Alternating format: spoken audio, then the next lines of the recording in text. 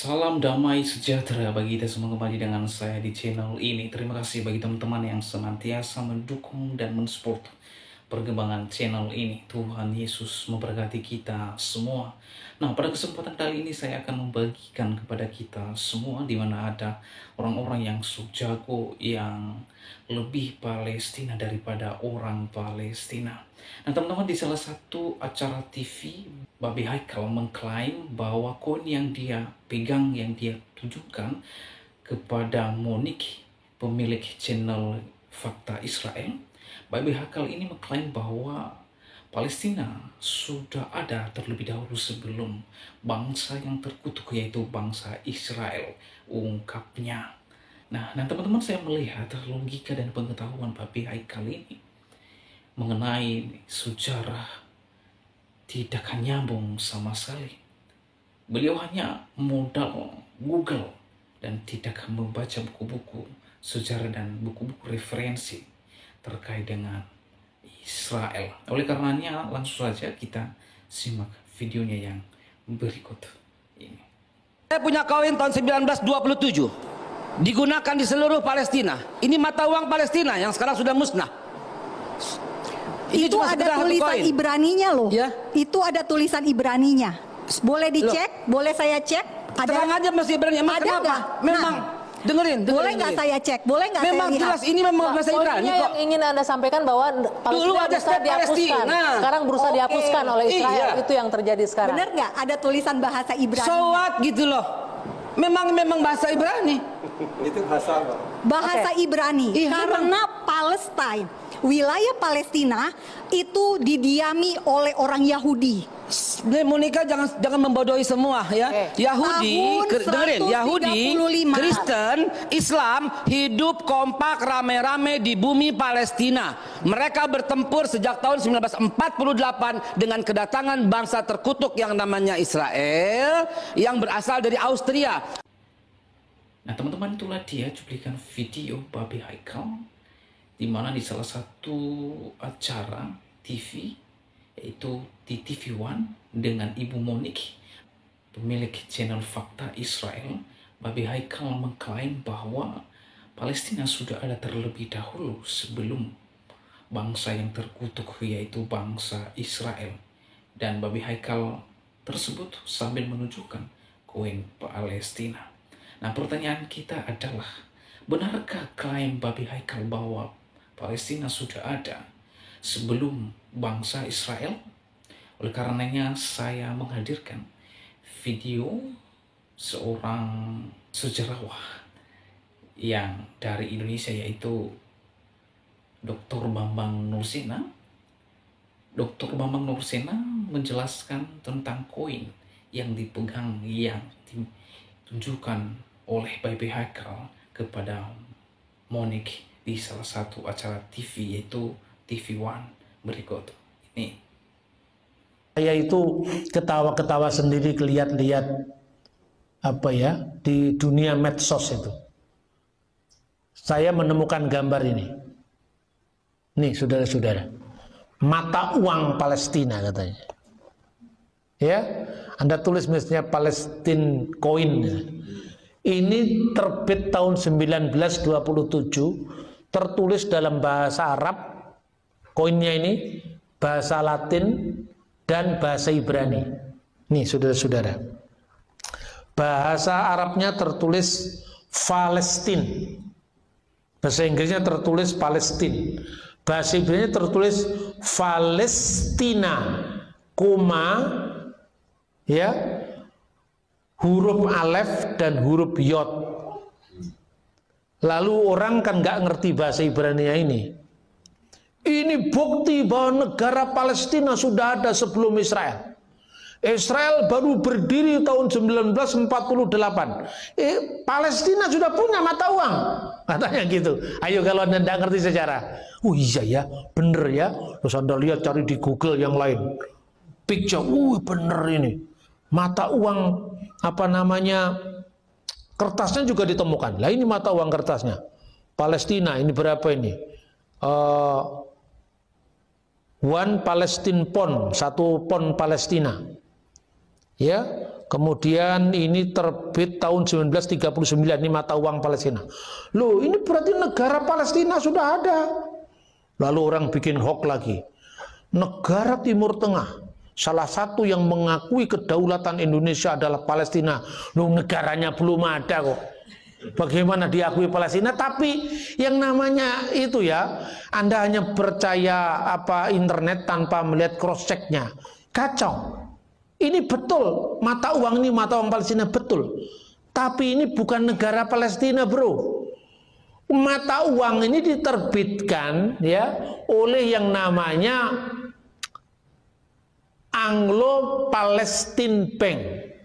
Anglo-Palestine Bank itu yang mendirikan siapa? Yang mendirikan itu jaringan gerakan Zionis yang dipimpin oleh Theodor Herzl. Dan bank ini namanya Anglo-Palestine Bank ini berdiri tahun 1902. Karena apa?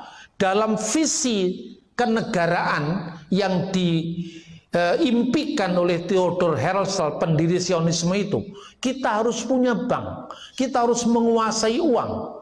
Lalu mereka mendirikan bank dinamakan Anglo-Palestine Bank.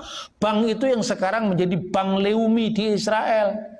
Jadi ketika pada saat Perang Dunia Pertama, ya, Inggris menang perang sama Jerman, Turki waktu itu temennya Jerman.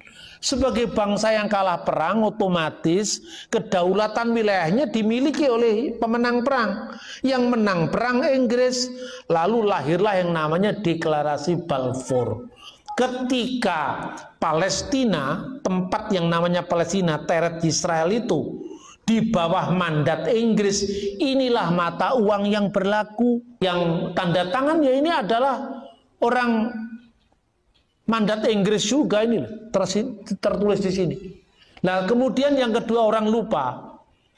Ada di situ tertulis Ibraninya itu Palestina. Kemudian koma, alef, yod itu artinya apa? Alef itu eret, yod itu Yisrael. Jadi Palestina, eret Yisrael. Palestina, tanah Israel. Jelas ya? Jadi ini bukan mata uang negara Palestina. Negara Palestina belum ada. Negara Palestina adanya setelah PLO, Yasser Arafat. Ya, karena apa? Menandatangani perjanjian damai sama Israel.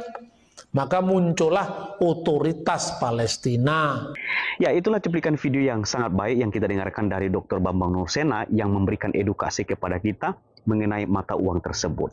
Jadi kiranya kita menjadi orang yang bijak dan tidak hanya belajar dari Google, tapi belajar dengan sungguh-sungguh dengan buku-buku yang ilmiah supaya kita mengerti sejarah sehingga kita tidak mempermalukan diri kita sendiri karena kita tahu fakta dalam sejarah dan kapan Israel ada dan kapan Palestina ada.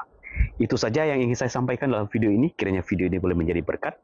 Tuhan memberkati kita semua. Salam sehat. Shalom. Pon Palestina ini, atau dibilang di sini ya, Pon Palestinae Eretz Yisraeli, Palestina di bumi Israel dalam bahasa Ibraninya ya, seperti itu ya, merupakan mata uang di mandat Britania atas Palestina dari 1 November 1927 ya sampai 14 Mei 1948 dan di negara Israel dari 15 Mei 48 sampai 23 Juni 1952 yang kemudian digantikan oleh lira Israel.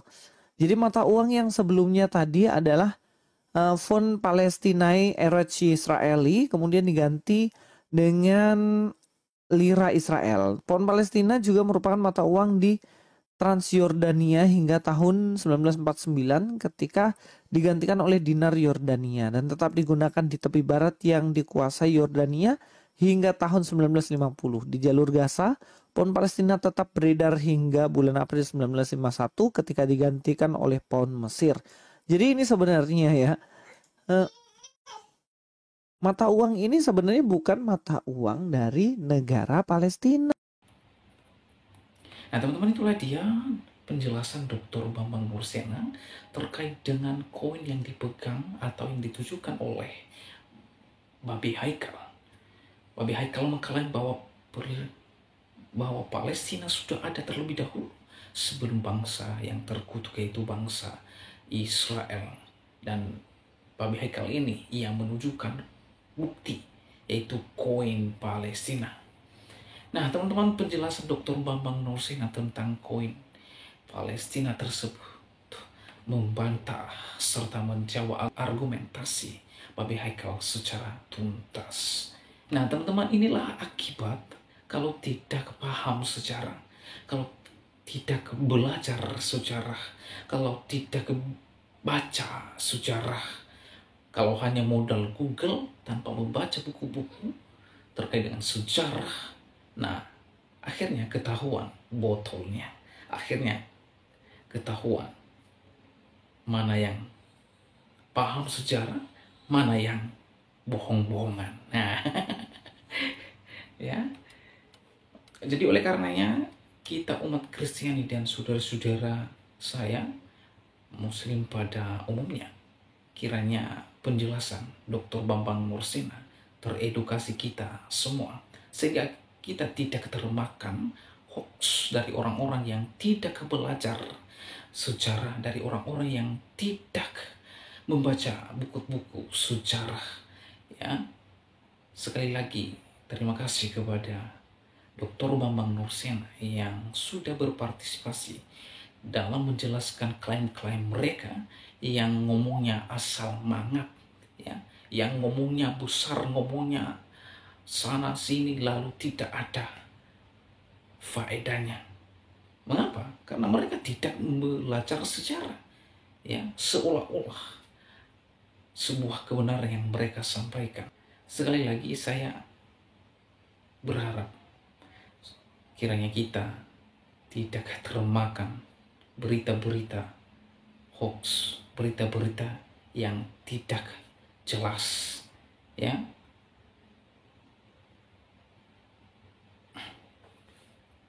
Oleh karenanya, demikianlah video saya kali ini. Sampai bertemu di video saya selanjutnya, saudara. Tuhan Yesus memberkati kita semua. Shalom.